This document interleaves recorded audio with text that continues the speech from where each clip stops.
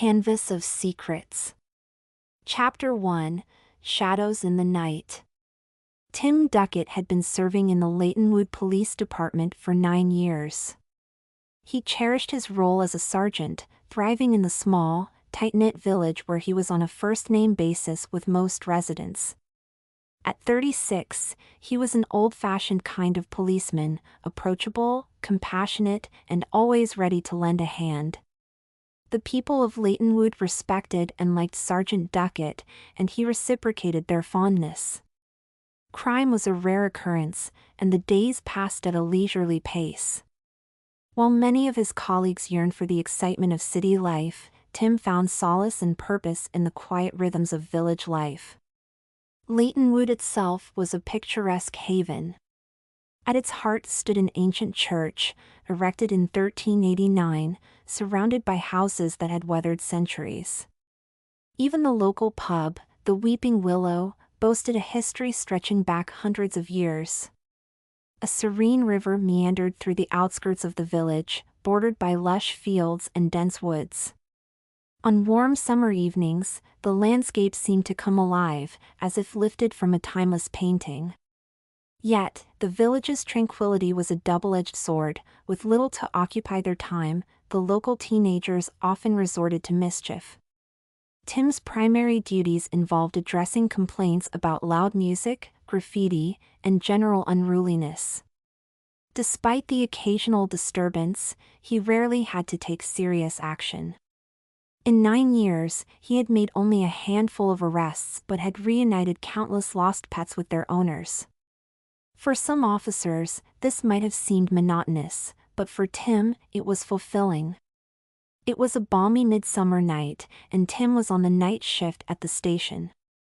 He had been occupied with paperwork for several hours. Even in a small village, the bureaucracy was relentless. He had just finished a cup of coffee and was perusing the newspaper when the station's cat, Whiskers, jumped onto his lap. "Sorry, Whiskers," Tim murmured, gently trying to move the plump tabby, "I need a refill." Reluctantly, the cat moved aside. Just then, the phone rang. Strange, Tim thought. No one calls this late unless something's wrong. He picked up the receiver. Leightonwood Police Station, Sergeant Duckett speaking. "Tim, it's Margaret Watson," said a familiar voice, tinged with anxiety. Margaret was an elderly woman who lived near the cemetery. "I hate to bother you at this hour, but there's something odd happening at the graveyard." Tim sighed inwardly. The cemetery had a reputation as a gathering spot for teenagers indulging in harmless, albeit eerie, rituals. "Is it those kids again?" he asked. "Maybe," Margaret replied. "But it feels different this time. I heard strange noises. It's unsettling." "Don't worry, Margaret. I'll head over there now. Try to get some rest." 10 minutes later, Tim parked his patrol car at the cemetery gates. He could hear faint music and saw the flickering glow of candles. Using his flashlight to navigate, he approached the source of the disturbance. The cemetery caretaker's house, a dilapidated structure that had been abandoned for decades, loomed nearby. Vines and ivy had overtaken the building, giving it a haunted appearance. As Tim ventured further, he saw a group of teenagers gathered around several graves, illuminated by candlelight. They were singing, their voices blending with the night. Startled by Tim's sudden appearance, a girl nearly screamed. "It's just me, Sergeant Duckett," he reassured her. "Are you trying to summon a ghost?" "It's none of your business," retorted a tall boy, stepping forward. Tim recognized him as Glenn, the baker's son, known for his rebellious streak.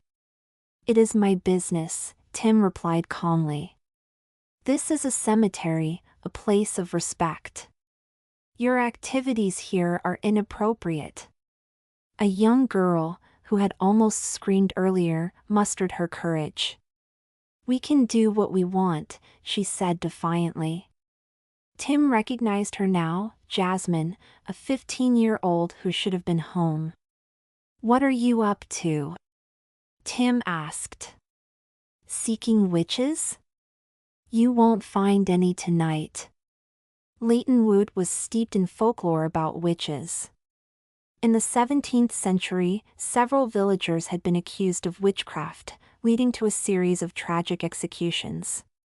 Tales of curses, hauntings, and ghostly apparitions had persisted through the centuries.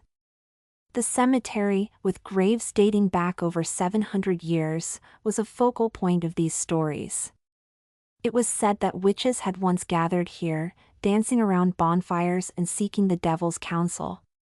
The ghost of a witch named Eliza Cornwall was rumored to haunt the graveyard, and the old caretaker's house was said to be a hotspot for paranormal activity. "Time to go," Tim said, switching on his torch. "Unless you want to meet Eliza Cornwall's ghost. I hear she's particularly active on nights like this." "Whatever," muttered Glenn. "We'll just come back. The more the village disapproves, the more we'll be here." "I'm sorry you feel that way," Tim said sincerely. He knew the village offered little for its youth. Initiatives like youth discos at the church hall were often rejected by the older residents. The teenagers left the graveyard reluctantly. Tim stayed behind, ensuring everything was in order. There was no graffiti tonight, but he decided to keep a closer watch on them. Chapter 2: The Gallery Heist. A few days later, Tim was on a daytime shift, which he preferred. He enjoyed walking through the village, chatting with residents and shopkeepers. Even Whiskers seemed to prefer the daylight, basking in the sun on the station steps. Mr. Anderson, an elderly man with a green thumb, had stopped by the station to drop off some fresh vegetables from his garden. Tim was just admiring the tomatoes when his phone rang. "I'll get that," Tim said, placing the tomatoes on his desk. The call was from his boss, Chief Inspector Barnes, based in the city. "Tim, we've had a report from the Nathan Gallery. They've been burgled. Can you head over there?" Tim turned on the sirens and drove swiftly through the village.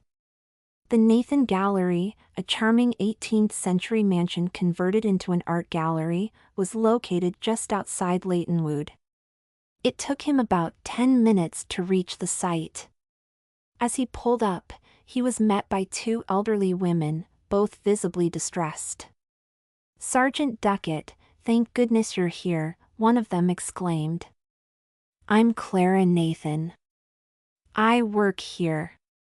"We don't know how it happened," the other woman said, her voice trembling. "It's all my fault." "Calm down, let's go inside and talk," Tim said, leading them into the gallery. Once inside, Tim took out his notebook. "Now, tell me what happened." "It was a slow day," Clara began. "No visitors for hours. Terry left the reception to look at some new paintings that arrived this morning," Clara continued. "While she was gone, someone came in and stole a painting. It's my fault for leaving the reception." "Don't blame yourself," Tim said gently. "Do you have security cameras?" "No," Clara replied. "We never thought we'd need them." "Can you show me where the painting was hung?" Tim asked. The women led him to a small, wood-paneled room. One spot on the wall was conspicuously empty. "It was called Summer Bliss," Clara said. Tim called for a crime scene unit to check for fingerprints. He also requested a photograph of the stolen painting. Clara handed him a large photo. "Here it is. It's a beautiful piece by Ben Hector." The painting depicted a serene summer scene with a river, fields, and a young woman in a yellow dress sitting under a tree. "It's lovely," Tim said, studying the photo. "I'll need to keep this for our investigation." Back at the station, Tim contacted the art loss register to report the theft and sent the painting's details to nearby police departments and art dealers. He also posted notices around the village, hoping someone might have seen something. Over the next few days, Tim was consumed by the case. The painting, Summer Bliss, captivated him. The young woman in the painting, with her wavy blonde hair and serene expression, seemed almost real to him. His colleagues began to tease him. "Have you fallen in love with a painting?" they joked. Tim spent hours on the phone and visiting art dealers, trying to track down any leads. One evening, just as he was about to leave the station, the phone rang. It was Clara, her voice trembling. "Tim, something terrible has happened.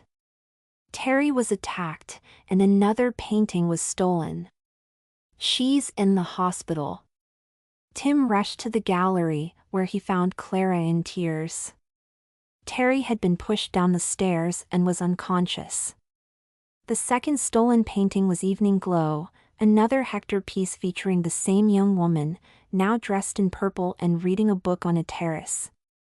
At the hospital, Tim and Clara waited anxiously for news about Terry.